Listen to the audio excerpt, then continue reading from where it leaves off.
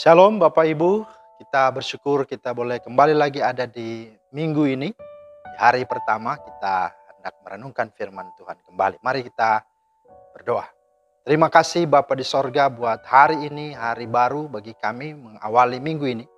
Kami bersyukur kembali kami akan merenungkan firman-Mu ya Tuhan. Mari ya Roh Kudus, tolong kami, tuntun dan anugerahkan hikmat dan pengertian. Supaya kami mengerti dan menjadi pelaku firman-Mu. Dalam nama Tuhan Yesus kami berdoa. Amin. Puji Tuhan Bapak Ibu yang dikasih Tuhan, firman Tuhan terambil dari Amsal 17 ayat 14 dan 19. Memulai pertengkaran adalah seperti membuka jalan air. Jadi undurlah sebelum perbantahan mulai. Siapa suka bertengkar, suka juga kepada pelanggaran. Siapa memewahkan pintunya, mencari kehancuran. Itulah firman Tuhan yang menjadi dasar renungan kita pada hari ini. Nah Bapak Ibu, tema kita adalah jangan bertengkar, mengalahlah. Itulah tema kita. Nah saudara, apa yang terjadi jika bendungan air itu retak? Ya, pastilah air yang dalam bendungan itu akan mulai menerobos, masuk melalui celah-celah yang retak itu.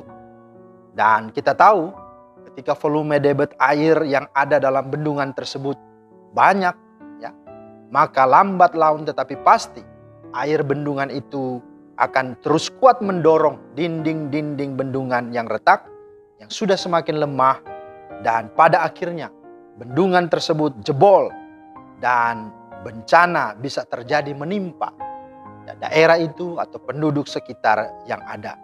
Dan yang kita sering dengar bahkan sebut dengan bencana banjir bandang, ya, bisa datang juga dari situ. Nah saudara, peristiwa bendungan air ini dijadikan Salomo sebagai perumpamaan atau ilustrasi ketika dia menyinggung satu hal yang seringkali kita biarkan terjadi dalam hidup kebersamaan kita. Apa itu? Itulah yang disebut dengan pertengkaran. Nah bagi Salomo dalam Amsal 17 ayat 14a, pertengkaran itu seperti membuka jalan air. Itulah yang kita baca tadi. Dan menurut Salomo dalam Amsal 17 ayat 19, orang yang suka membuka pertengkaran dan selalu mau bertengkar adalah orang yang suka melakukan pelanggaran. Jadi itu yang disampaikan Salomo. Dan memang ya itu benar. Ya, cobalah kita perhatikan orang-orang yang selalu mau bertengkar. Ya, dengan siapapun. Atau ambil contoh dengan pemerintah. Ya bertengkar dengan orang-orang yang benar, yang Tuhan beri kepercayaan untuk memerintah. Semuanya adalah orang-orang yang suka melakukan pelanggaran di bangsa ini.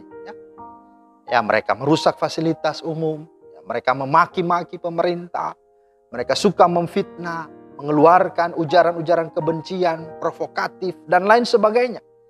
Dan ayat 19b mengatakan siapa yang memewahkan ya pertengkaran, dikatakan di sana pintunya mencari kehancuran. Ya. Siapa yang memewahkan pintunya, yaitu pintu ke pertengkaran, sungguhnya dia sedang mencari kehancuran. Artinya bahwa kalau mau disebut di sini bahwa siapa orang yang suka melakukan pelanggaran, ya, atau mengagungkan pertengkaran, justru dia sedang menggali kehancurannya sendiri. Dan itu memang benar-benar terjadi kepada mereka yang suka bertengkar dan suka melakukan pelanggaran. Di mana sebagian orang-orang tersebut itu, yang saya sebutkan contoh-contoh tadi itu sudah tertangkap, gitu ya, sudah diadili, bahkan dipenjara sekarang ini. Nah karena itu saudara, ketika potensi pertengkaran apapun itu sudah mulai terbuka, dengan siapapun, ya tentu di tengah rumah tangga kita, ya mungkin dengan anak kita, dengan istri kita, dengan suami kita, dengan orang tua kita, atau di tempat kantor kita, dengan rekan sekerja kita, atau dengan siapapun. Sebaiknya sikap dan tindakan kita adalah ambil langkah mundur atau mengalahlah. Amsal 17, 14b berkata, jadi undurlah sebelum perbantahan atau pertengkaran mulai. Jadi undurlah sebelum pertengkaran itu mulai. Roma 12:18 berkata, Sedapat-dapatnya kalau hal itu bergantung padamu, hiduplah dalam perdamaian dengan semua orang. Matius 5 ayat 9 berkata, berbahagialah orang yang membawa damai, sebab mereka akan disebut anak-anak Allah.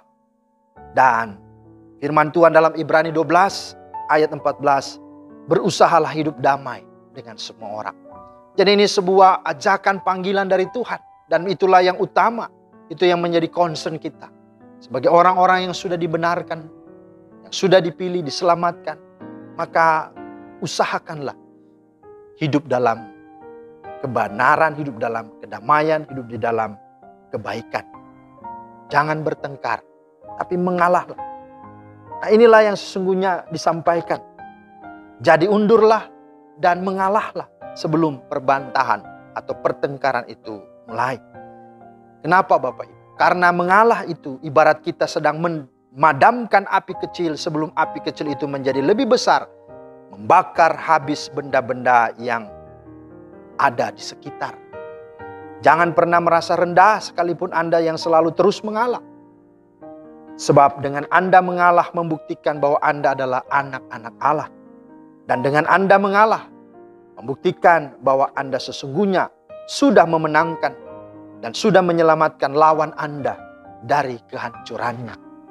Dan bukankah itu menunjukkan bahwa Anda sesungguhnya adalah pahlawan? Dan bukankah Anda sebenarnya sudah menjadi pemenangnya? Biarlah kiranya renungan firman Tuhan ini memberkati kita semua. Mari kita berdoa. Terima kasih Tuhan untuk firman-Mu. Mengajar kami untuk mari bersikap sebagai orang-orang percaya di tengah dunia dengan tengah keadaan apapun. Bahwa potensi pertengkaran, perbantahan pasti bisa terjadi. Tapi biarlah kami memiliki sikap sebagaimana firman. Kami mengalah, kami mundur, dan kami sungguh-sungguh mengedepankan kasih dan sungguh-sungguh hidup dalam perdamaian dengan semua orang. Demi nama Yesus Kristus kami berdoa. Amin. Demikianlah firman Tuhan hari ini Bapak Ibu. Kiranya menjadi berkat. Selamat beraktivitas. Tuhan Yesus memberkati. Shalom.